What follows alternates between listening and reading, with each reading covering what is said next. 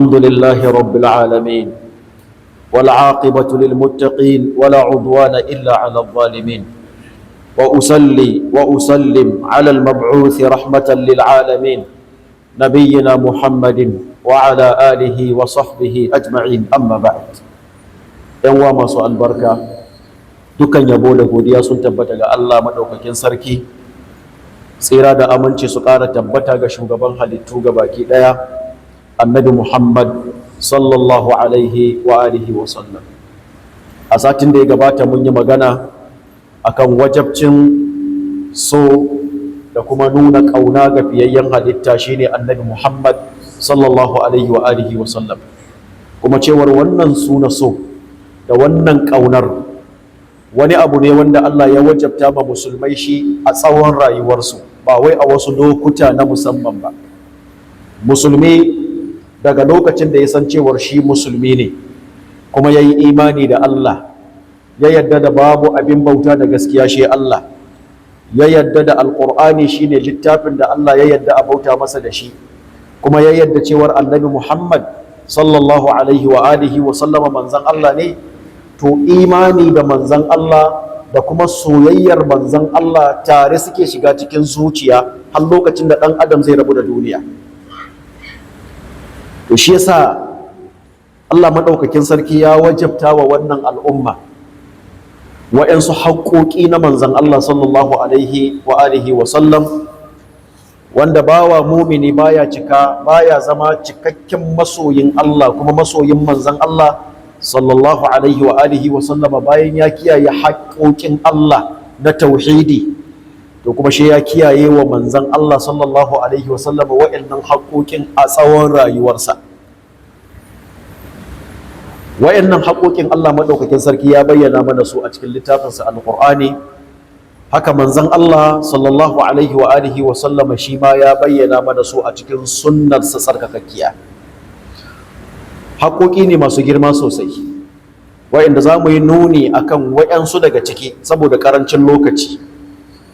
Na daga cikin wa'yannan haƙoƙi na manzan Allah sallallahu alaihi wasallama akan al'umarsa shine imani da shi kuma gaskatan imani sallallahu alaihi wasallam. Imani da manzan Allah sallallahu alaihi wasallam gaskataccen imani, domin Allah maɗaukakin sarki yana cewa a cikin alƙur'ani, ya ku waɗanda kuka yi imani ku ji tsoron Allah, ku yi imani da manzon shi, in kuka yi haka Allah zai ba ku ninki na rahamarsa, sannan ya sanya muku haske wanda za ku riƙa yin tafiya da shi, ya kuma gafarta muku zunubanku, domin Allah mai gafaran zunubai ne baki ɗaya. Haka a wata aya Allah yake cewa wa man lam yu'min billahi wa rasulih, duk wanda bai yi imani da Allah ba kuma bai yi imani da manzon shi ba, shi yace fa inna a'tadna lil kafirin sa'ira, lalle musu Allah mun yi tanadin wuta mai tsananin zafi wa kafirai. Wannan yana nuna wanda bai yi imani da Allah ba, bai yi imani gaskatacce da manzon Allah ba sallallahu alaihi wa alihi wa sallam, haƙiƙanin al'amari wannan mutumin kafiri ne. Annabi Muhammad sallallahu alaihi wa sallam a cikin hadisi yake cewa Allah ya umarce ni na yaƙe mutane shi sun shaida ba abin bauta da gaskiya shi Allah shi kadai, shi yace sannan wa yu'minu bi, su yi imani da ni, wa bima ji'tu bi, kuma su yi imani da abin da nazo da shi shine na alqur'ani da kuma shari'a. To menene imani da manzon Allah sallallahu alaihi wa alihi wa sallam?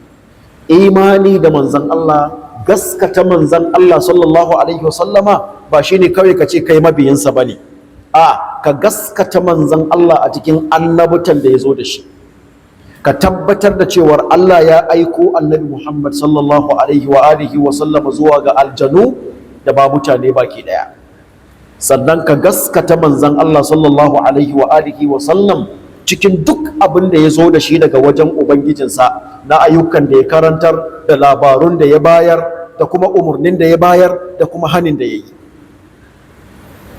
Yana mutabaka da wannan gaskatawar manzon Allah sallallahu alaihi wa alihi wa sallama, bayan zuciyarka ta aminta ta yadda da wannan, to kuma she ka furta haka, ka ambata haka da bakinka, cewar annabi Muhammad rasulullah manzo ne na Allah tabaraka wa ta'ala. Na farko kenan. Sannan yana daga cikin haƙoƙin manzon Allah sallallahu alaihi wa alihi wa sallama akan wannan al'umma shine ta'atuhu fi ma amara. Ba za ka zama masoyin manzon Allah na gaskiya ba, kuma ba za ka zamo wanda ya gaskata manzon Allah gaskatawa na gaskiya ba, shi in ka zamo mai masa da'a, mai masa biyayya cikin duk abin da yayi umarni. Kamar yadda al-Imam Ahmad ibn Hanbali rahmatullahi alaihi yake cewa a wurin mumini na gaskiya in aka ce manzon Allah ya ce, to kuma fala qawla li ahad, ba wani wanda yake da kuma ta faɗa bayan faɗan manzon Allah sallallahu alaihi wa alihi wa sallam.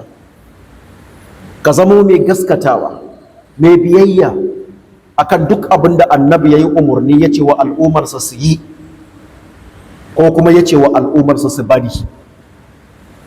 Allah maɗaukakin sarki yana cewa wa man yuti Allah wa rasulahu, duk wanda yayi wa Allah da'a sannan yayi wa manzansa biyayya. Kun ga biyayya na nufin yin abin da mai shi yace kayi da kuma nisantan abin da mai shi yace ka bari. To Allah yace duk wanda yayi biyayya wa Allah da kuma manzonsa, shi yace yudkhilhu jannatin, Allah zai shigar da shi aljanna. Kun ga sakayyan biyayya ga manzon Allah shine me? Shine samun aljanna. Ashe kana neman aljanna ba shi kai kamun kafa da wani ba shi ka laɓe bayan wani ba, a'a kama manzon Allah sallallahu alaihi wa alihi wa sallama kai masa biyayya, ka bi umarninsa sau da kafa. Abin da yace ka bari ka bari, abin da yace ka bari ka bari, ko da kuma duk duniya sun taro akan yin wannan abin, in ka yi wannan to ka lamunce maka ka samun aljanna gobe kiyama. Domin haka Allah ya ce duk wanda ya yi ma Allah biyayya kuma ya yi wa manzan Allah biyayya, to ya kwantar da hankalinsa. Sakayyan da Allah zai masa shine yudkhilhu jannatin, Allah zai shigar da shi aljanna, wadda wannan aljannan tajri min tahtiha al-anhar, ƙoramu suna gudu a ƙarƙashin ɗakuna da gidaddaji da shimfiɗu da gadajen wannan gidan na aljanna. Duk wani abin da kashan ake sha na marmari wanda kuɗi ake sawa a duniya don a saye shi, to marmaronsa ke gudu a ƙarƙashin gidan aljanna. Allah ya ce abin da ya fi komai daɗi, khalidina fiha, in sun shiga wannan aljannan za su dawwama a cikinta har abada, ba za su fita ba. Ba abin da ya fi ma ɗan adam daɗi in ya samu ni'ima ya tabbata wannan ni'imar ba za ta gushe ba. Allah ta'ala shi ya ce wa zalikal fawzul azim, ai wannan shine rabo mai girma, ba rabon da ya fi wannan rabo girma. Abinda Allah ya ce mai girma ne, kai ka sawwara wani irin girma ne da shi. Sannan Allah ya ce wa man ya'sillaha, wanda kuma duk ya saba wa Allah wa rasulahu, ya saba wa manzo. Menene saba wa manzo? Shine akasin abinda Allah ya yi umarni da shi a farkon aya, shine yin da'a da biyayya ga umarnin manzon Allah sallallahu alaihi wasallam da kuma nisantan haninsa. To saba masa kuma shine kin bin umarninsa da kuma kin barin abin da yace a bari. Wanda duk yayi wannan wa ya ta'adda hududahu, kuma ya ketare iyakokin Allah, to yudkhilhu naran, shi kuma ya lamunce makansa shiga wuta kenan tun daga nan duniya. Kuma in ya shiga wannan wutar, Allah ya ce khalidan fiha, zai dawwama a cikin ta shi ma. Sannan walahu azabun muhin, yana da wata irin azaba ta walakanci, ta tozarci a cikin wannan wutar ta jahannama. Allah ya tsare. Hadisi ya tabbata daga manzon Allah sallallahu alaihi wasallam, wanda Abi Huraira Allah ya kara masa yarda ya ruwaito. Manzon Allah sallallahu alaihi wa alihi wasallam yake cewa kullu ummati, yace duk al'ummata, ma'ana duk wani dan al'umman nan tawa, namiji ne shi ko mace, yadkhuluna aljannata illa man aba, gobe kiyama yana da daman ya shiga aljanna shi da in yaki. Duk wani mutumin da yake na al'umman nan tawa ce mai albarka, namiji ne shi ko mace, to yana da daman shiga aljanna, in ji manzon Allah sallallahu alaihi wasallam. Shi yace shi dai yaki. Shi sahabbai suka tambayi manzon Allah sallallahu alaihi wasallam, suka ce wa man ya'ba ya rasulullah, wane ne garin homatsi wanda za a ce ga daman shiga aljanna yace baya so ya rasulullah? Shi annabi yace ai kuwa da yawa daga cikin ku suna cikin wannan, saboda man ata'ani dakhala aljanna, wanda duk yaman biyayya ya bi umarnina sau da kafa ya shiga aljanna. Wa man asani, haka wanda duk ya saba ma umarnina dakhala an-nar, ya shiga wuta. To yanzu she ku kasa ku gani tsakanin waɗanda ke biyayya ga umarnin manzon Allah ba masu da'awan son sa ba. Da'awan so wannan wani abu ne da baki ke yi wanda kuma kowa yana iya yin sa, wanda malamai suke cewa laysa lid-da'awa wazanun 'inda Allah ma lam yakul laha bayyinatun min al-kitabi was-sunnah. Da'awa ta baka kawai, misali kowa yana iya cewa shi dan sarki ne, amma yan ji an bincika shi a gaba dan sarki bane. Kowa yana iya cewa ya mallaki abin duniya, in an je an bincika shi a tare da wata gida da kyar ma yake ciyar da kansa. Don haka da'awa ta baki cewar ni kaza ne, wannan abu ne mai sauki a wajen kowa, amma a shari'a ba ta da wani mizani matukar ba ta da hujja dalili daga littafin Allah alqur'ani da kuma sunnar manzon Allah sallallahu alaihi wa alihi wa sallam. Don haka in kace kai masoyin manzon Allah ne sallallahu alaihi wa alihi wa sallama, shi a dauko ka, shi a auna ka da irin wayannan ayoyin da kuma wayannan hadisan. Kana yi wa manzon Allah biyayya sallallahu alaihi wa sallam? Kana sanya maganar manzon Allah da umurnin manzon Allah a gaban na kowa, ko kuwa akwai wayanda kake ganin darajar su da daukakan su da kuma cewar maganarsa ta fi tasiri akan ta manzon Allah sallallahu alaihi wa alihi wa sallama, ko kuma za a iya barin zancen manzon Allah sallallahu alaihi wa alihi wa sallama don ayi aiki da zancen wane ko kuma umarnin wane. Wannan shine ma'auni. Yanzu she ku auna ku gani tsakanin masu biyayya ga manzon Allah sallallahu alaihi wa sallam da kuma waɗanda suke saba masa, waɗanda suka fi yawa. To waɗanda ke biyayya ga umarnin manzon Allah sallallahu alaihi wa alihi wa sallama, Allah ya ce su ne waɗanda suka yi amfani da wannan damar da Allah ya ba su na shiga aljanna gobe kiyama. Waɗanda kuma suka bijire wa umarnin manzon Allah, suka bijire wa sunnar manzon Allah sallallahu alaihi wa sallama, suka bi bid'o'i da kirkirarrun al'amurra da ba su da asali a addini, waɗannan suna kama da waɗanda aka buɗe ma ƙofofin aljanna aka ce ku zaɓi wanda kuke so ku shiga tashi, suka ce a'a a rufe ba masu. Sannan yana daga cikin haƙoƙin manzon Allah sallallahu alaihi wa alihi wa sallam akan wannan al'umma shine ittiba'uhu, bin manzon Allah sallallahu alaihi wa alihi wa sallam, wa ittikhadhuhu qudwatan, da kuma riƙon manzon Allah shine abin kwaikwayonka cikin dukan al'amuranka. Duk abin da za ka yi to ka sa a kanka cewar in dai addini ne, kai ko da ma rayuwa ce, manzon Allah ya rayu kamin kai sallallahu alaihi wa sallama. Addini za ka yi, ibada za ka yi, ba maganan manzon Allah ya riga ka ba, shi ma ya shar'anta yanda za a yi, ya riga ka, shi ya karantar da yanda za a yi.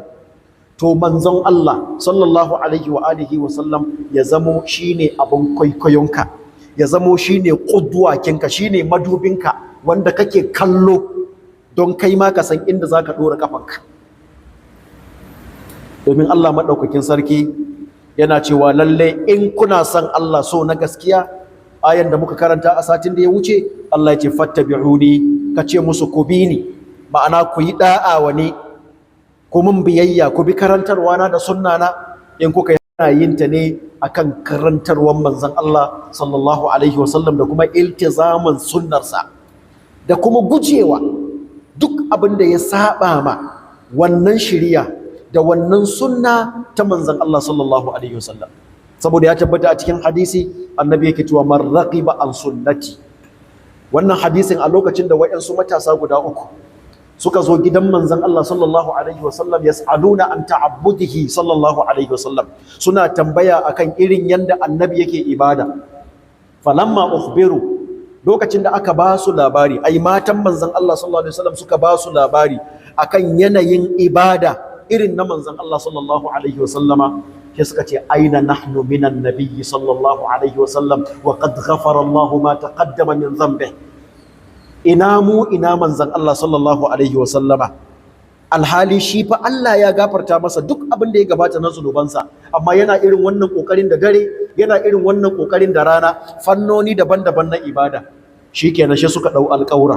Guda daga cikin su yace ama inni la aqumal layli fala anam abada, yace ni daga yau zan kama tsayuwan dare, ba zan sake bacci ba har abada. na biyun shi kuma yazo yace amma inni la asumu nahara fala uftir, ni kuma daga yau zan kama azumi kullum ba zan sake cin abinci ba. Na ukun yace amma inni la a'tazilu nisaa fala atazawwaj, ni kuma zan nisanci mata ba zan sake yin aure ba. In sun yi wannan ne don Allah a hankalce abin ayaba musu. In ana auna addini ne da hankali ba da nassi ba, to wanda yace daga yau zai daina bacci don Allah, me laifinsa? Wanda yace daga yau zai kama azumi ba zai sake cin abinci ba don Allah, me laifinsa? Wanda yace zai guji sha'awarsa da Allah ya halitta masa kuma don Allah a hankalce, me laifinsa? Amma da yake ba a auna addini da hankali, da annabi ya zo sallallahu alaihi wasallam aka ba shi labarin abinda waɗannan matasan suka yi, ce ya aika aka kira su. Da suka zo shi ya ce musu antumul ladhina qultum kaza wa kaza, ku ne kuka ce kaza da kaza? Suka ce eh mu ne ya rasulullah. Suna jiran annabi ya taba musu, annabi ya yabe su akan kokarin da suka yi.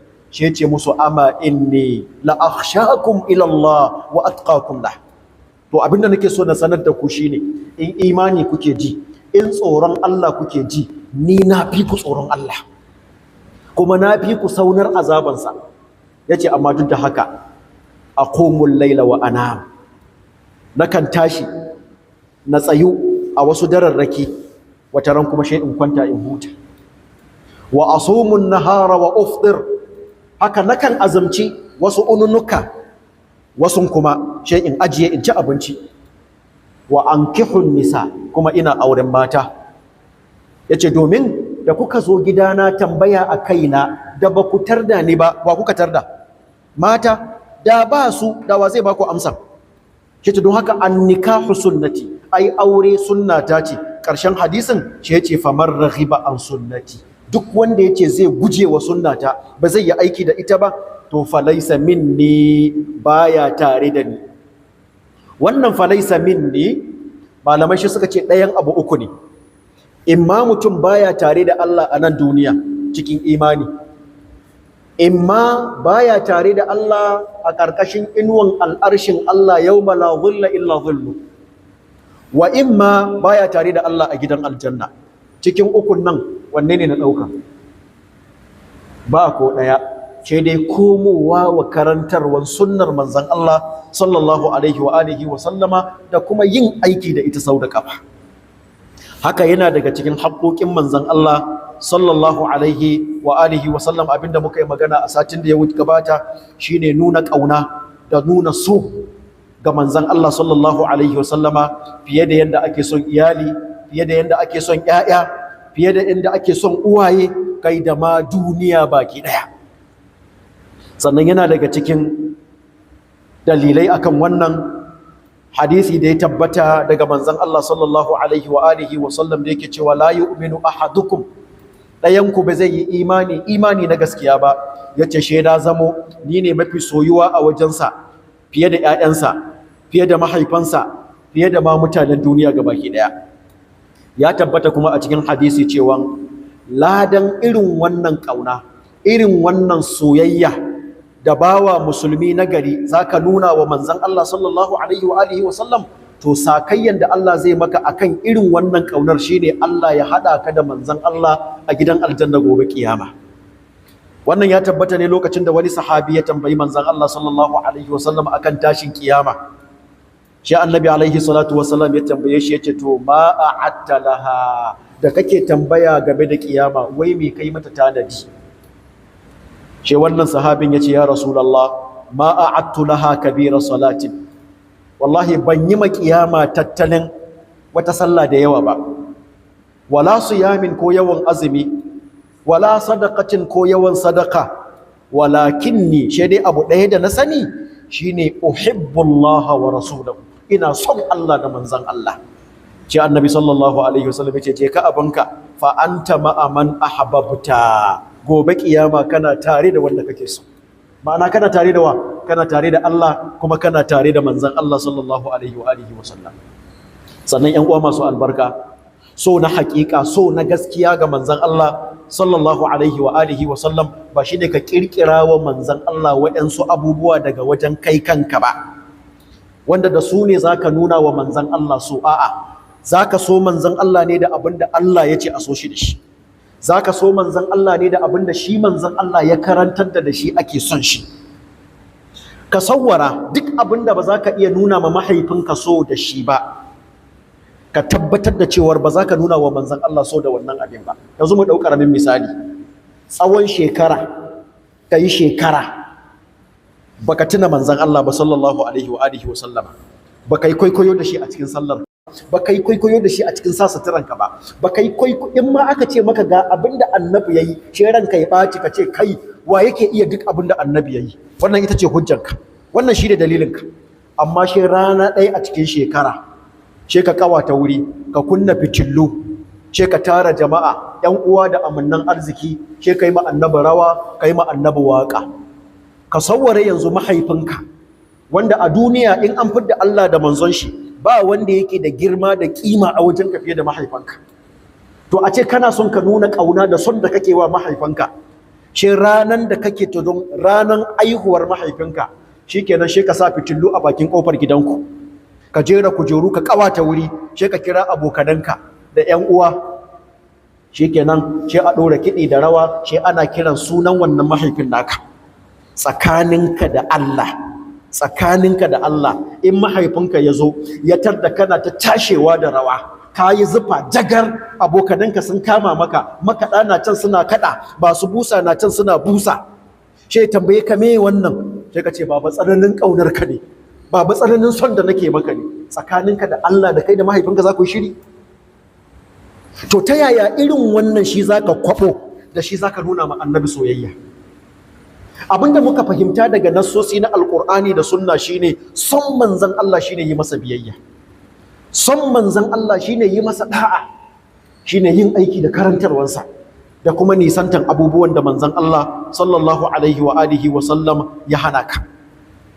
Shi yasa duk mutumin da ya raya son manzon Allah sallallahu alaihi wa alihi wa sallam amma bai bi shi ba, bai yi aiki da sunnansa ba, bai yi aiki da karantarwansa ba, to maganar mawaƙin nan da yake cewa law kana hubbuka sadiqan la ata'tahu, wai inda son da kake wa annabi wanda kake raya wannan da na gaskiya ne, da an ga kama annabi da'a, da ba sunan kowa a bakin kashe na annabi sallallahu alaihi wa alihi wa sallama.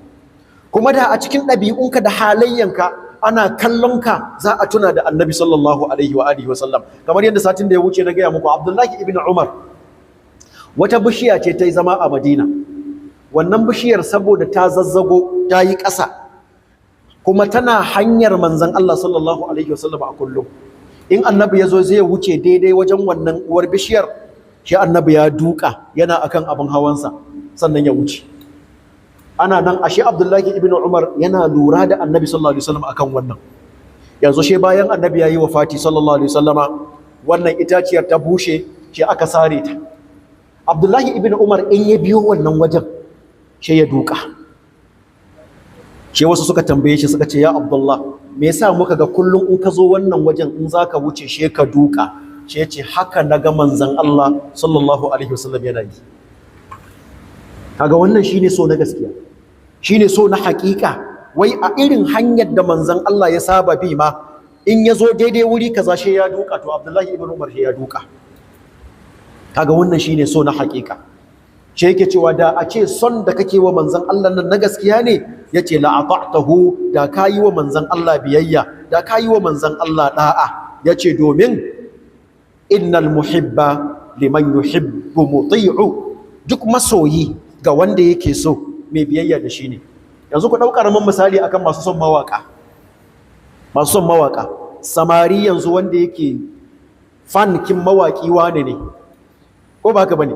Shi ka gansa ya ɗaura ɗan kwali, ya sa ɗan kunnai, ya sa katuwar sarƙa a wuya, ya sa wando ya zazzale, yana tafiya yana taka shi a ƙasa. In ka tambaye shi me yasa yake yin wannan, she ce maka saboda haka Benny B yake yi, she ce maka saboda haka Chris Cross yake yi, ko ba haka bane? Saboda tsananin so da kaunan da yake ma waɗannan kin, don haka zaka ga tafiyarsa akan hanya ma in yana tafiya yana daddagewa, yana lallankwashewa irin na wannan mawaƙin ne, saboda so da kaunan da yake masa. To ya kai zaka saba wa manzon Allah har a wajen siffa, har a wajen kamanni, kuma ka ce kai masoyin manzon Allah ne sallallahu alaihi wa alihi wa sallam. Don haka ƴan uwa masu albarka, haƙoƙin manzon Allah sallallahu alaihi wa sallam suna da yawa sosai, amma tsananin son manzon Allah shi zai sa ka je makaranta a gaban malamai ka zauna da kyau ka karanci wane ne manzon Allah sallallahu alaihi wa alihi wasallam, ka karanci sirarsa, ka karanci tarihinsa, ka karanci rayuwarsa, shi ka san yanda zaka so shi da kuma yanda zaka yi masa biyayya sallallahu alaihi wa alihi wasallam. Muna roƙon Allah subhanahu wa ta'ala da mu da ku baki daya, Allah ya sanya mu daga cikin masoya manzon Allah sallallahu alaihi wa alihi wasallam na gaskiya, kuma Allah ya hada mu da shi ranan da la yanfa'u malun wala banun illa man atallaha biqalbin salim. Bukatunmu na alkhairi gaba biya mana, na sharri kuma Allah ya musanya mana su da mafi alkhairi. Marasa lafiyar mu waɗanda suke kwance a gida ko a asibiti, ya Allah ka san abin da suke fama da shi, Allah ka yaye musu, Allah ka ba su lafiya. Masu lafiyan kuma Allah ka kara musu. Marigayen mu waɗanda suka rigaye mu, Allah ka ji kansu da rahma, ka gafarta musu zunubansu. In namu lokacin yayi mu kuma Allah ka samu cika da imani. Allahumma hdina fi man hadait, wa afina fi man afait, وتولنا فيمن توليت فيما وقنا واصرف ما قضيت إنك تقضي ولا يقضى عليك إنه لا يذل من واليت ولا يعز من عاديت تباركت ربنا وتعاليت. اللهم حبب إلينا الإيمان وزينه في قلوبنا وكره إلينا الكفر والفسوق والعصيان واجعلنا من الراشدين برحمتك يا أرحم الراحمين. اللهم آت نفوسنا تقواها وزكها أنت خير من زكاها أنت وليها ومولاها. اللهم إنا نسألك الهدى والتقى والعفاف والغنى. اللهم إنك رضاك والجنة ونعوذ بك من سخطك والنار. ربنا آتنا في الدنيا حسنة وفي الآخرة حسنة والنار. ربنا لا تزغ قلوبنا بعد إذ هديتنا وهب لنا من لدنك رحمة إنك أنت الوهاب. وصل اللهم وسلم وبارك على سيدنا محمد وعلى آله وصحبه وسلم. قوموا